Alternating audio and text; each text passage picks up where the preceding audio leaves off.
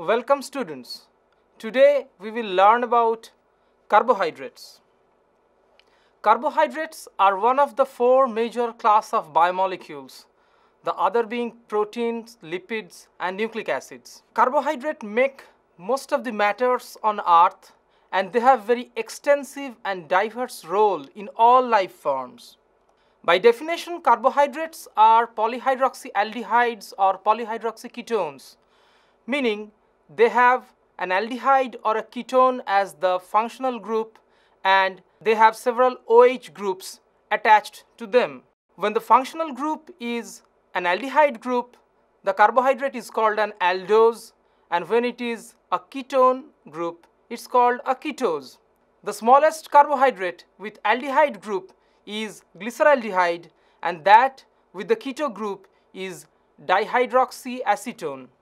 Depending on how many units the carbohydrate has, the carbohydrates are classified as either monosaccharides with 1 unit, disaccharides with 2 units, and polysaccharides with many units up to 100 or 1000. Some people discriminate oligosaccharides from polysaccharides being having 3 to 9 units. Monosaccharides are the simplest of carbohydrates with aldehyde or ketone as their functional group, and they have 3 to 9 carbon atoms. Their general formula is CH2O whole N, and they are really the hydrates of the carbon. However, this general formula doesn't hold all the time. Depending on how many carbon atoms a monosaccharide possesses, they can be named as triose, tetrose, pentose, hexose, heptose or nanose, and they have 3, 4, 5, 6, 7 and 9 carbon atoms respectively. And examples of a triose is a glyceraldehyde or a dihydroxyacetone. For a tetrose, the example is erythrose. Ribose and deoxyribose, the constituent of DNA and RNA, are examples of pentose, while glucose and fructose are examples of hexoses. Pseudoheptulose and neuroaminic acid are examples of heptose and nanose. The structure of monosaccharides are often expressed with the help of Fischer projections. There are some conventions of Fischer projection. In Fischer projection, all the bonds are expressed as either with horizontal or with vertical lines. The carbon chain is depicted vertically, and the carbon which contains the functional group, that is the aldehyde group, is at the top, and the carbons are numbered such that the aldehyde carbon is always C1 and the keto group carbon gets the lowest number. Fischer projection discriminates the absolute configuration of monosaccharide in terms of L and D. To determine the L and D configuration, Fischer projection relies on the chiral carbon that is farthest from the functional group.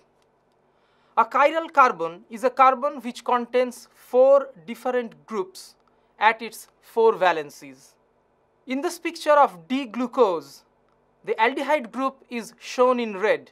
Next to aldehyde group is carbon number 2, then 3, then 4, and then the carbon number 5 is shown in blue.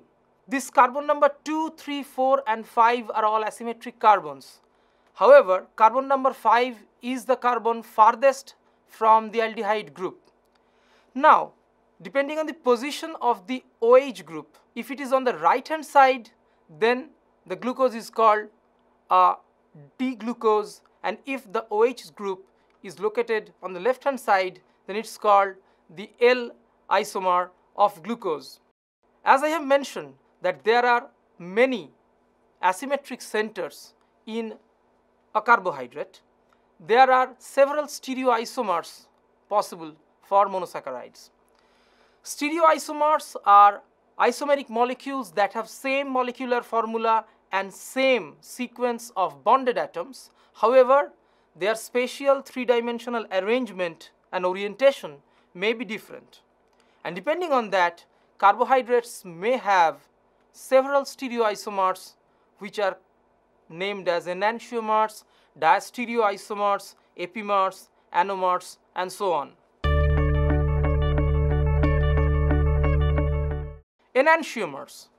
Two carbohydrates are said to be enantiomers if they are non-superimposable mirror images of each other.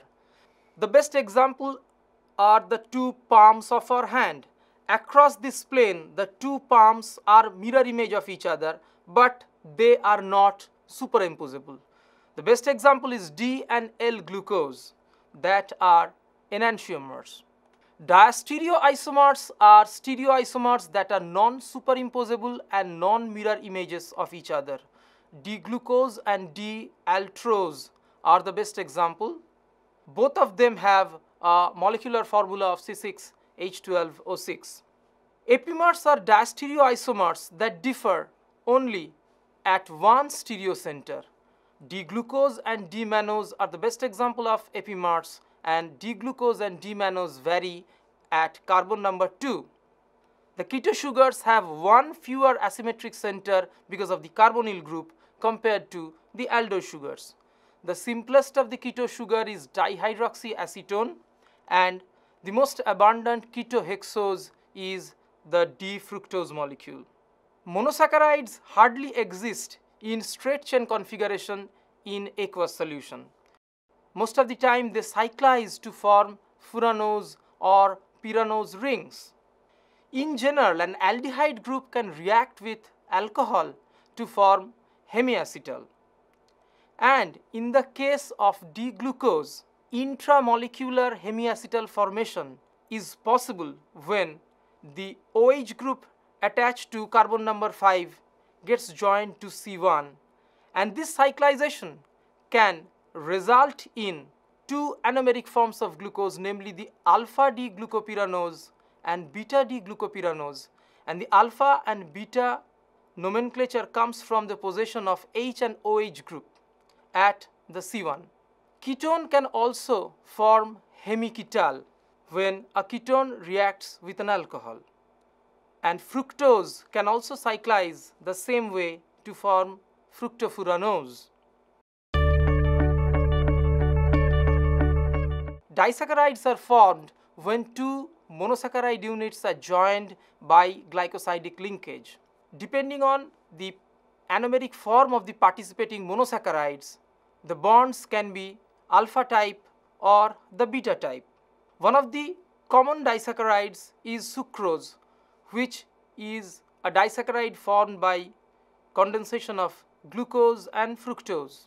Another common disaccharide is maltose, formed from two molecules of glucose, and here in maltose both the glucose are in alpha anomeric form, and thus the linkage is alpha 1,4 glycosidic linkage. In lactose, another disaccharide that is present in mammalian milk, beta D-galactose and beta D-glucose condense together through beta 1,4 glycosidic linkage to form lactose. Polysaccharides are large polymeric molecules made up of monosaccharide units joined together by glycosidic linkages. The main function of polysaccharides are mainly they act as energy store, and they also maintain structural integrity of some organisms. If a polysaccharide is made up of only one type of monomeric unit, they are called the homopolymers. Starch and glycogen are the best examples of homopolymers. They are made up of glucose and glucose units only. Polysaccharides, depending on the function they execute, can be classified either as a storage polysaccharide or a structural polysaccharide. Starch and glycogen are the best example of storage polysaccharide, while cellulose, chitin and pectin are examples of structural polysaccharides. Starch is a homopolymer of glucose. Starch is 15 to 20% amylose and 80 to 85% amylopectin. Amylose is a straight chain of glucose made up of 1,4 glycosidic linkage, while aminopectin is a branched molecule. The straight chain is 1,4 glycosidic linkage and every branch point is 1,6 glycosidic linkage. Both are in alpha anomeric form. Some important facts about starch. Starch is the nutritional reservoir of plants. Amylose and aminopectins are the major constituents of starch, of which amylose is an unbranched alpha-1,4 glycosidic linkage glucose polymer. Aminopectin is a branched polymer of glucose where the straight chain is alpha-1,4 glycosidic linkage and the branch points are 1,6 glycosidic linkage, and this branching takes place with almost every 30 glucose residues. More than half of the carbohydrate that human beings eat are starch. In the saliva and in the pancreatic juice of mammals, there are amylases. There is an enzyme called alpha amylase which can cleave starch to produce glucose and harvest energy from it. Glycogen is another homopolymer of glucose found in animals. Glycogen is made up of alpha-1,4 glycosidic linkage of glucose in a straight chain, and every branch point is 1,6 glycosidic linkage, just like we see in the amylopectin part of starch. Since glycogen is very much branched polysaccharide, it can serve as a ready source of energy, because when glycogen is catabolized, glucose molecules are being released from the tip of every branch, and it can meet a sudden rise in glucose demand of the body. Cellulose is another homopolymer made up of glucose through beta-1,4 glycosidic linkage. Celluloses are long polymers without any branch. Cellulose is mostly present in the green part of the plants, and mammals cannot digest cellulose because the enzyme cellulase that is required to digest cellulose is not present in most of the mammals. It is present only in certain bacteria. Most of the herbivores whose diet is mostly the green leafy part of the plants, they have symbiotic microbes at their rumen which produce this cellulase, which help them to harvest glucose from cellulose. Otherwise, to human beings, cellulose is only a roughage. Some important facts about cellulose. Cellulose is the major structural component of many plant cell wall. Cellulose is the most abundant biopolymer on earth. Every year, 10 to the power 15 kilogram of cellulose is produced and degraded. Cellulose is an unbranched polymer of glucose, and this beta-1,4 glycosidic linkage that is present in cellulose actually prefer formation of straight chain without any branch. And these long fibrils of cellulose can have hydrogen bonding between the strands, and ultimately they can form a hollow helix type of a structure which gives structural integrity to many structure of plants. Functions of carbohydrates. There are numerous functions of carbohydrate. Carbohydrates can serve as an energy store and fuel of intermediary metabolism. Ribose and deoxyribose are the constituents of nucleotides that make nucleic acids, DNA and RNA. Polysaccharides are the major components of cell wall of both bacteria and plants, and polysaccharides are the most abundant biopolymer on earth. Carbohydrates may get joined to proteins to form glycoproteins. They may get joined to lipids to form glycolipids, and these glycoproteins and glycolipids can have very diverse and numerous functions. Glycoproteins and glycolipids are found to be selectively located on the outer half of the membrane, where they can interact with other cells as well as with the environment. So they can really be the receptors and signal transduction molecules located on the outer half of the lipid bilayer of cells. Let me explain the functions of carbohydrate one by one. For example, carbohydrate can act as an energy source and a fuel of intermediary metabolism. Glycogen is the stored glucose of animals. Glycogen is a homopolymer of glucose, and when glycogen is broken down, lots of glucose molecules are liberated. And then this glucose molecule undergo further catabolism through glycolysis and Krebs cycle. all the disaccharides can also get incorporated into the glycolysis TCA cycle pathway, and they can release huge amount of energy. That's why carbohydrates are said to be the storehouse of energy. About 30 ATP molecules can be liberated per hexose unit. Ribose and 2-deoxyribose are the pentoses that form the nucleotide, which are the building blocks of nucleic acid, DNA and RNA. As I was telling, that cellulose is a long linear polymer of glucose made up of beta-1,4 glycosidic linkage. Here in this diagram I show the extensive hydrogen bonding between the individual strands of the cellulose fiber, and finally these strands make the cell wall of plant cell and other green structures of the plant. The bacterial cell wall contains polysaccharides, especially NAM and NAG, the N-acetyl muramic acid and N-acetyl glucosamine. The gram-positive bacterial cell wall contains peptidoglycan, which is very thick layer of NAM and NAG. Gram-negative bacteria contains peptidoglycan, but the peptidoglycan layer in gram-negative bacteria is really thin. Chitin, another structural polysaccharide, forms the exoskeleton of many animals, mostly mollusks and crustaceans.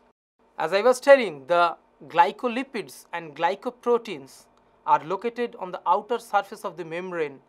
They can act as receptors for many things and involved in interaction of the cell with other cells as well as the environment. This diagram shows the glycolipids and the glycoproteins located on the outer side of the plasma membrane. Human ABO blood group has something to do with these carbohydrate residues.